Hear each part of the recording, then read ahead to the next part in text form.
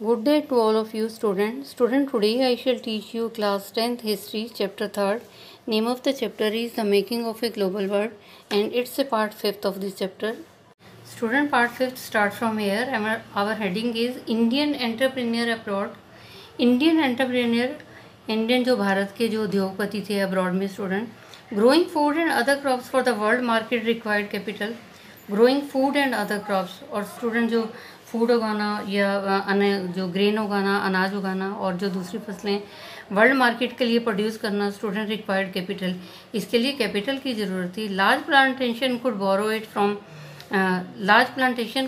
It from banks and markets. और जो बड़े बड़े प्लांटेशन थे स्टूडेंट, वो कैपिटल था, उनको पैसे की ज़रूरत थी, तो वो या तो बैंक से जो उधार ले सकते थे या फिर मार्केट में किसी से. But what about the humble peasant. परंतु जो विनर्म, जो पोलाइट पीजेंट थे, जो हम्बल पीजेंट थे स्टूडेंट, उनका क्या हुआ. Enter the Indian banker. और वो जो है भारत के इंडिया के बैंकों में एंटर किया. Do you know of the Shikaripuri Shroff and the Nattukottai Chettiars. कहते क्या स्टूडेंट आप जानते हो. Do you know of the Shikaripuri Shroff. क्या आप शिकारीपुरी श्रॉफ को जानते हो. क्या आप नटुकोटाई जो है चटियार्स को जानते हो. They were amongst the many group of the bankers. और ये जो थे बैंकर के ग्रुप में थे और व्यापारी थे. Who financed export agriculture in central and south Asia. Who financed export agriculture, और जो है एक्सपोर्ट एग्रीकल्चर को एक्सपोर्ट करते थे सेंट्रल और साउथ एशिया में, फाइनेंस करते थे, उनको पैसा देते थे. Using either their own fund, या तो अपना पैसा यूज़ करते थे, और those borrowed from the European banks, या फिर जो है जिन्होंने यूरोपियन बैंक से बोरो किया होता था. They had a sophisticated system to transfer money over large distance. और उनके पास इतना ऐसा सोफिस्टिकेटेड सिस्टम था कि वो पैसे को ट्रांसफ़र कर देते थे दूर दूर तक. And even develop indigenous forms of corporated organisation. और उन्होंने जो अपने लोकल जो है कॉरपोरेट ऑर्गेनाइजेशन जो है उन्होंने डेवलप की हुई थी लोगों को पैसा देने के लिए. Indian traders and money lenders also followed European coloniser into Africa. और स्टूडेंट जो भारतीय व्यापारी थे, मनी लेंडर्स थे, उन्होंने भी जो यूरोपियन कॉलोनाइजर थे उनको अफ्रीका में फॉलो करना शुरू कर दिया. Hyderabadi Sindh traders however ventured beyond European colonies. और कहते जो हैदराबादी सिंधी ट्रेडर्स थे स्टूडेंट, उनका तो साथ जो है यूरोपियन कॉलोनी से भी ज़्यादा था. From the 1860s they established flourishing emporia. और कहते हैं 1860 में क्या हुआ स्टूडेंट, तब से जो है उन्होंने जो है जो ट्रेडर्स थे उन्होंने एस्टेब्लिश करना शुरू कर दिया एम्पोरिया. एम्पोरिया होता है बड़ी बड़ी दुकानें बनानी शुरू कर दी. बिजी पोर्ट्स, जहाँ पे क्राउडेड पोर्ट्स होते थे, जो बिजी पोर्ट्स होते थे, बंदरगाह होते थे, वहाँ पे उन्होंने बड़ी बड़ी दुकानें शुरू कर दी. Selling local and important curios. और उन्होंने जो सेलिंग लोकल और जो इम्पोर्टेड क्यूरस होता है, जो कलाकृति होती है लोकल और इम्पोर्टेड जो थी, उनको उन्होंने टूरिस्ट को बेचना शुरू कर दिया. Whose number were beginning to sell. तो तब क्या हुआ, जब वो चीज़ें बेचने लगे तो कलाकृति बेचने लगे तो टूरिस्ट को, तो टूरिस्ट के नंबर्स जो है बढ़ने लगे, टूरिस्ट की गिनती ज़्यादा हो गई, स्वेल हो गई, ग्रोथ हो गई. Thanks to the development of safe and comfortable passenger vessels. और कहते जो व्यापारी थे वो तो धन्यवाद करते थे क्योंकि उनको जो है विकास हो गया था. किसका स्टूडेंट, सेफ और कंफर्टेबल जो है पैसेंजर वेसल्स, जो समुद्री जहाज़ थे वो कंफर्टेबल और सेफ थे और डेवलप थे. इस वजह से उनको जो है उन्होंने थैंक्स किया. और next point is Indian trade, colonialism and the global system. तो हम इसमें पढ़ेंगे भारत के ट्रेड के बारे में, कॉलोनियलिज्म के बारे में जब अंग्रेज थे यहाँ पे, और द ग्लोबल सिस्टम के बारे में. Historically fine cotton produce in India were exported to Europe. तो हिस्टोरिकली कहते हैं, आप स्टूडेंट इतिहास में आपको पता है कि अच्छा कॉटन जो है भारत में एक्सपोर्ट होता था, यूरोप में, भारत में बनता था और इसको जो एक्सपोर्ट किया जाता था यूरोप में भेजा जाता था. With industrialisation British cotton manufacture begin to expand. और कहते जब इंडस्ट्रियलाइजेशन हुआ स्टूडेंट, इंडस्ट्रीज़ बननी शुरू हुई, तो ब्रिटिश कॉटन जो है मैन्युफैक्चर होता था वो उसका जो फैलना बहुत फैल गया वो. And industrial pressurise the government to restrict cotton imports. और जो इंडस्ट्रीज थे, जो कंपनियों के मालिक थे, इंडस्ट्रीज़ के मालिक थे, उन्होंने गवर्नमेंट को जो प्रेशराइज किया कि रिस्ट्रिक्ट किया जाए, रोका जाए कॉटन के इम्पोर्ट पे. And protect local industries. और जो लोकल इंडस्ट्रीज़ हैं उनको जो प्रोटेक्ट किया जाए. टैरिफ पर impose on cloth imports into Britain, और टैरिफ जो है टैक्स लगाया गया इम्पोज पे, जो क्लोथ्स जो है ब्रिटेन में इंपोर्ट होता था उस पर टैक्स लगाया गया। Consequently the inflow of the fine Indian cotton begin to decline, और फिर धीरे धीरे क्या हुआ गया, inflow of the fine Indian cotton, जो भारत का अच्छा कॉटन था उसका जो इनफ्लो होना जो है कम हो गया। क्योंकि इसलिए कम हो गया क्योंकि वहाँ पे जो है टैक्स लगाया जाता था, टैरिफ लगाया जाता था। From the early 19th century British manufacturers also begin to see overseas markets for the cloth, and from the early 19th century 19वीं शताब्दी में क्या हुआ, स्टूडेंट शुरू में जो ब्रिटिश मैन्युफैक्चरर थे उन्होंने क्या देखना शुरू किया, to seek overseas market for their cloth, कपड़ों के लिए उन्होंने जो है ओवरसीज मार्केट देखनी शुरू कर दी। Excluded from the British market by tariff barriers, Indian textile now face stiff competition in other international market. तो कहते excluded from the British market by tariff barrier, कहते जो ब्रिटिश मार्केट थी उसमें तो टैरिफ बैरियर था, टैरिफ लगाया जाता था, टैक्स लगाया जाता था बैरियर पे। Indian textiles now face stiff competition, और भारत की जो टेक्सटाइल इंडस्ट्री थी इनको तो बहुत सख्त जो है कंपटीशन था इनका इंटरनेशनल मार्केट के साथ। If we look at the figure of the export from India, अगर हम स्टूडेंट जो हम ये देखते हैं कि भारत से जो एक्सपोर्ट हुआ उसकी अगर हम फिगर देखें तो हम क्या देखते हैं, we see a steady decline of the share of cotton textile. तो हम ये देखते हैं कि जो शेयर ऑफ कॉटन टेक्सटाइल है ना उसका डिक्लाइन हो गया था, फ्रॉम सम 30% अराउंड 1800 टू 15% इन 1815। कहते 1800 में तो स्टूडेंट 30% था, और फिर 1815 में जो है वो 15% हो गया। By the 1817 this proportion had dropped to below 3%, और बाय द 1870 और 1870 तक जो है इसका 3% हो गया। जो कॉटन टेक्सटाइल का जो शेयर था जो एक्सपोर्ट होता था स्टूडेंट, वो 30% जो था 1800 में था, 15% 1815 में रह गया, फिर 1870 में जाके 3% रह गया था। What then did India export, फिर इंडिया क्या एक्सपोर्ट करता था। The figure again tell a dramatic story, तो ये फिगर जो है हमें दोबारा से एक ड्रामेटिक स्टोरी बताती है।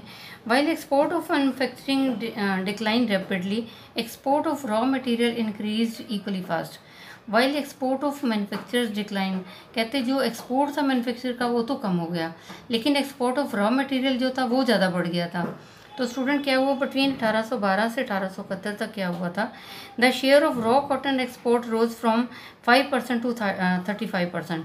तो रॉ कॉटन ज़्यादा बढ़ गया था क्योंकि एक्सपोर्ट तो हो नहीं रहा था, तो भारत के अंदर जो है एक्सपोर्ट तो डिक्लाइन हो गया था, और जो रॉ कॉटन एक्सपोर्ट था वो जो है ज़्यादा बढ़ गया था, वो 5% से 35% था। Indigo used for dyeing cloth was another important export, और कहते हैं इंडिगो भी जो है कपड़े की डाई करने के लिए यूज़ की जाती थी, ये भी एक और जो है इम्पॉर्टेंट एक्सपोर्ट था। मैनी डिकेट्स, तो स्टूडेंट डाइंग जो इंडिगो जो था यूज़ किया जाता था कपड़ों को रंग करने के लिए, ये भी एक अनदर इम्पॉर्टेंट एक्सपोर्ट था बहुत सारे मैनी डिकेट्स से, बहुत सारे दशकों से। And as you have read last year, आपने लास्ट ईयर पढ़ा student, opium shipments to China grew rapidly from 1820s to become for a while India's single largest export। और उसके बाद आपने ये भी पढ़ा स्टूडेंट, ओपियम होता है, अफीम होती है, ओपियम शिपमेंट्स टू चाइना, और कहते ओपियम जो है वो चाइना में भेजी जाती थी, शिप के थ्रू भेजी जाती थी, और ये भी बहुत तेज़ी से जो है ग्रो हो रहा था 1820 से, to become for a whiles India single largest export, ये भी भारत का जो है सिंगल लार्जेस्ट एक्सपोर्ट था। Britain grew opium in India, और जो ब्रिटेन थे वो जो है भारत में जो ओपियम जो है लगाते थे, अफीम लगाते थे, एक्सपोर्टेड टू चाइना, और फिर एक्सपोर्ट करते थे चाइना में। With the money earn through this sale it financed its tea and other import from China. कहते जो उनको पैसा मिलता था, जो ओपियम जो एक्सपोर्ट करके जो उन्हें पैसा मिलता था, उससे स्टूडेंट क्या करते थे, उससे वो जो है और दूसरे काम कर देते थे, फाइनेंस टी का काम करते थे, अदर इम्पोर्ट्स फ्रॉम चाइना, और चाइना से कुछ और भी मंगवा लेते थे। Over the 19th century British manufacturer flooded the Indian market, और कहते हैं 19वीं शताब्दी में क्या हुआ स्टूडेंट, जो ब्रिटिश का मैन्युफैक्चर था वो तो भारत की मार्केट में आना शुरू हो गया। Food grain and raw material export from India to Britain and the rest of the world increase. Food grain and raw material export from India, और कहते हैं फूड ग्रेन और जो रॉ मटेरियल था वो एक्सपोर्ट होता था भारत से ब्रिटेन में, जो एक्सपोर्ट होता था, और पूरे जो रेस्ट ऑफ द वर्ल्ड और विश्व के जो और दूसरी जगह थे, दूसरे कंट्री थे, वहाँ भी एक्सपोर्ट होता था। ये तो बढ़ चुका था। But the value of the British export to India was much higher than the value of the British imports from India. कहते हैं एक्सपोर्ट तो भारत तो एक्सपोर्ट करता ही था, फूड और रॉ मटेरियल भी एक्सपोर्ट करता था, परंतु जो उसकी वैल्यू थी जो एक्सपोर्ट की थी भारत से वो ज़्यादा थी, और जो वैल्यू इंपोर्ट की थी वो कम थी। 10 Britain had a trade surplus, तो इस तरह से उनका ब्रिटेन का तो ट्रेड सरप्लस हो गया था, ज़्यादा हो गया था भारत में। Britain used this surplus to balance its trade deficit with other countries, और ब्रिटेन जो है इस तरह से बैलेंस कर लेता था अपने सरप्लस को, अपने व्यापार को, जहाँ उसकी कमी होती थी वहाँ जो है वो उसका बैलेंस कर लेता था दूसरे कंट्री के साथ। जो उसको जो एक्सपोर्ट हम करते थे वो तो सस्ता होता था स्टूडेंट, जो वहाँ से भारत जो है इंपोर्ट करता था उसका रेट महंगा होता था। तो इस तरह से वो अपने जो है सरप्लस ट्रेड को जो है मैनेज कर लेते थे, जहाँ उनकी कमी होती थी, उनके ट्रेड में डेफिसिट होती थी, वो इस तरह से पूरी करते थे ब्रिटेन में। That is with countries from which Britain was importing more than it was selling to. With that is with countries from which Britain was importing, जहाँ से ब्रिटेन इम्पोर्ट करता था और सेल करता था। This is how a multilateral settlement system work. कहते हैं इसी को क्या बोलते हैं student, multilateral settlement system बोलते हैं। It allows one country's deficit with another country to be settled by its surplus with a third country. कहते हैं it allows one country's deficit, इससे क्या होता है अगर एक कंट्री में कुछ डेफिसिट है किसी दूसरी कंट्री के साथ, वो किसी चीज़ में उसको कमी आ रही है टू बी सेटल करने के लिए, तो वो क्या करता था by surplus with a third country, तो किसी थर्ड कंट्री के साथ वहाँ जो है ज़्यादा सरप्लस कर देता था, ज़्यादा कर दे देता था।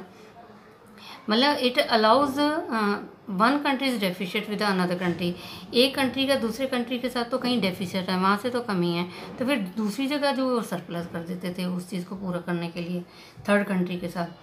बाय हेल्पिंग, इस तरह से वो जो है अपने बैलेंस को जो है मेंटेन करते थे। मतलब जो एक्सपोर्ट होता था वो सस्ता होता था, जो इंपोर्ट लोग करते थे उसको जो महंगा कर देते थे। By helping Britain balance its deficit, India played a crucial role in the late 19th century world economy. तो इस तरह से जो ब्रिटेन का बैलेंस जो था कम हो रहा था उसको पूरा करने के लिए भारत ने जो एक बहुत इंपॉर्टेंट रोल प्ले किया था 19वीं शताब्दी में एक वर्ल्ड इकोनॉमी में।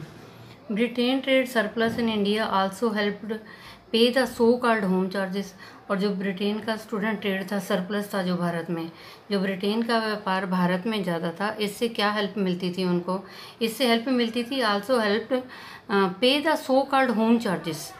और कहते जो उनको जो एक्स्ट्रा मनी आ जाता था, एक्स्ट्रा व्यापार होता था, तो उससे क्या होता था, उससे हेल्प मिल जाती थी कि होम चार्जेस। और होम चार्जेस में क्या इंक्लूड होता था, private remittance home by British officials, जो ब्रिटिश ऑफिसर जो रहते थे उनके घरों के जो है होम चार्जेस को जो है रेमिटेंस कर दिया जाता था, माफ़ कर दिया जाता था। और जो व्यापारी थे, जो ब्रिटिश ट्रेडर्स थे, उनके होम चार्जेस को जो है रेमिटेंस कर दिया जाता था, माफ़ किया जाता था। Interest payment on India's external डेब्ट, और जो भारत के ऊपर एक्सटर्नल डेब्ट था उनको जो इंटरेस्ट पेमेंट मिलती थी, और पेंशन मिलती थी ब्रिटिश ऑफिशियल इन इंडिया। जो उनका ब्रिटेन का जो है सरप्लस ट्रेड था उससे जो भी इनकम होती थी उनसे ये फ़ायदे होते थे कि उनके घर का जो है चार्जेस माफ़ किया जाता था ट्रेडर्स का, और इंटरेस्ट मिलता था भारत को जो उनके ऊपर कर्ज था, और जो पेंशन मिलती थी जो ब्रिटिश ऑफिशियल थे। Student, I have taught you part 5th of this chapter. Rest of the thing I shall tell you in the next education video. I think you might have understood. You tell it to other students so that they can also understand this chapter. And students, stay safe, stay at home, obey your parents. Thank you. Have a nice day. God bless you all.